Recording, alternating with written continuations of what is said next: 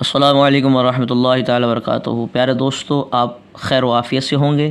آج کا ہمارا سبق ہے، پارٹ 2 ہے۔ غار ثور میں جو صدیق اکبر نے اپنی ایڑیوں سے سانپ کے سوراخ کو بند کر دیا تھا، تو اس کا پہلا پارٹ آپ پڑھ چکے ہیں۔ اب دوسرا پارٹ یہ ہے، محبت رسول میں کامیاب۔ ملاحظہ فرمائے، بسم اللہ الرحمن الرحیم۔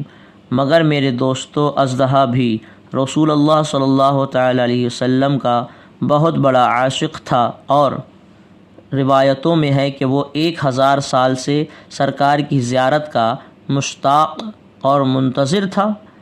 اس نے حضرت ابو بکر رضی اللہ تعالیٰ عنہ کو بہت مہلت دی اور کہا کہ اے ابو بکر، میرا راستہ چھوڑ دو، مجھے نکلنے دو۔ صدیق اکبر رضی اللہ عنہ ہیں کہ اپنے ارادے میں مکمل طور پر مستحکم نظر آ رہے ہیں۔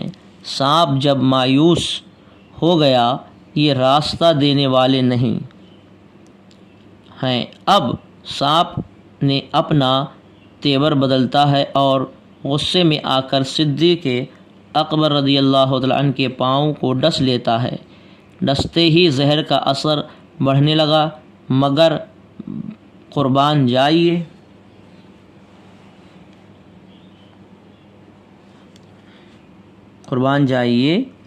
صدیق اکبر رضی اللہ تعالیٰ عنہ کے حوصلہ پر، قربان جائیے صدیق اکبر رضی اللہ تعالیٰ عنہ کی ہمت و شجاعت پر کہ زہر کا اثر تیزی کے ساتھ جسم اطہر میں پھیلتا جا رہا ہے۔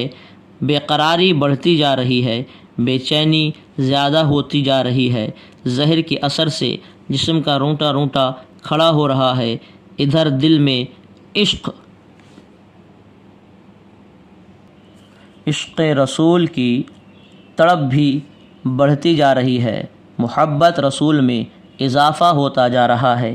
گویا کہ صدیق اکبر رضی اللہ تعالیٰ عنہ کے دل سے آواز آ رہی ہے، ہم تکلیف برداشت کر سکتے ہیں، ہم زہر کے اثر کو جھیل سکتے ہیں، مگر مصطفیٰ جان رحمت صلی اللہ تعالیٰ علیہ وسلم کی نیند میں خلل واقع ہو جائے، اس کو برداشت نہیں کر سکتے ہیں۔ صدیق اکبر رضی اللہ تعالیٰ عنہ کے صبر سے کام لے رہے ہیں اور جسم کو حرکت سے بچا رہے ہیں، مگر جب صبر کا پیمانہ چھلک گیا تو آنکھوں سے آنسو کے قطرے رخسار مصطفیٰ پر گرنے لگے۔ پھر بھی جسم کو حرکت ہونے نہ دیا۔ اتنے میں چشمان نبوت کھلی اور فرمایا، اے پیارے، بتاؤ کیوں رو رہے ہو؟ عرض کرتے ہیں، یا رسول اللہ صلی اللہ تعالی علیہ وسلم، میرے ماں باپ آپ پر قربان، مجھے سانپ نے ڈس لیا ہے۔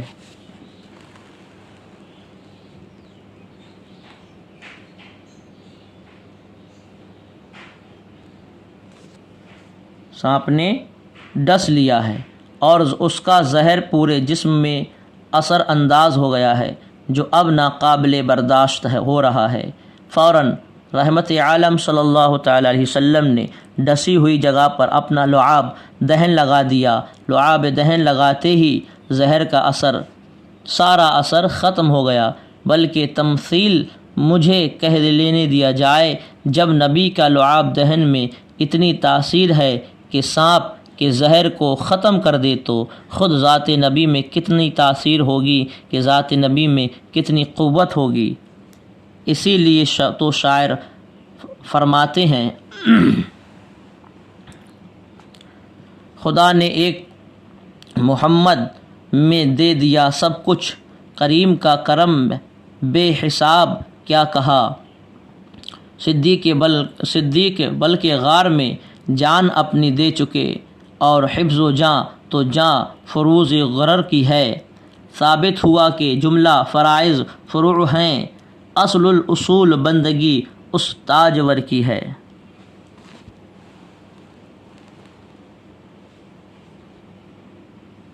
حضرات، سانپ صدیق اکبر کا دشمن نہیں تھا، بلکہ بات یہ تھی کہ وہ رسول اللہ صلی اللہ علیہ وسلم، رسول پاک کا بہت بڑا شیدا تھا اور سرکار کی زیارت کے لیے بے قرار تھا۔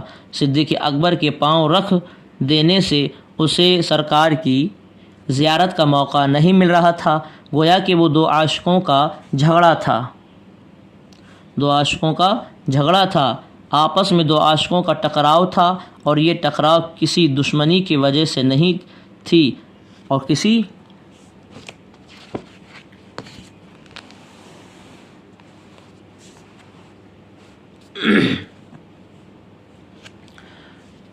عداوت کی وجہ سے نہیں تھی، بلکہ ایک عاشق دوسرے عاشق پر شفقت لے جانے کی کوشش میں تھا۔ گویا کہ زبان حال سے سانپ کہہ رہا تھا کہ اے ابو بکر، جس طرح آپ چہرہ مصطفیٰ کی زیارت کر رہے ہو، جمال مصطفیٰ سے اپنی آنکھوں کو ٹھنڈک پہنچا رہے ہو، اسی طرح میں بھی چاہتا ہوں کہ مجھے بھی دیدار مصطفیٰ کی سعادت نصیب ہو جائے، میری آنکھیں بھی دیدار مصطفیٰ کی دولت سے ٹھنڈی ہو جائیں اور میری صدیوں کی طلب دور ہو جائے، کیونکہ 1000 سال پہلے مجھے معلوم ہوا تھا کہ مصطفیٰ جان رحمت صلی اللہ تعالیٰ علیہ وسلم اسی مقام پر جلوہ فرما ہوں گے،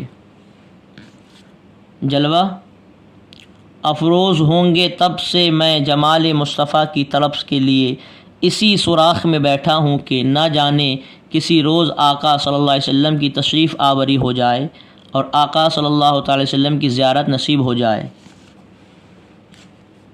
اسی اشتیاق اور اسی انتظار میں آج تک میں بیٹھا ہوں۔ تو اسی لیے تو شاعر کہتا ہے، ہزاروں سال نرگس اپنی بے نوری پہ روتی ہے، بڑی مشکل سے ہوتا ہے چمن میں دیدہ پیدا۔ امید کرتا ہوں آپ حضرات کو یہ سبق بہترین لگا ہوگا۔ اسی طرح کا سبق پڑھنے کے لیے اور دینی تعلیم کو آگے بڑھانے کے لیے اور دینی معلومات کو بڑھانے کے لیے ہمارے چینل کو سبسکرائب کر کے بیل آئیکن کو ضرور دبائیں، تاکہ آنے والی ویڈیو آپ حضرات کی خدمت میں سب سے پہلے پہنچے۔ تب تک کے لیے خدا حافظ۔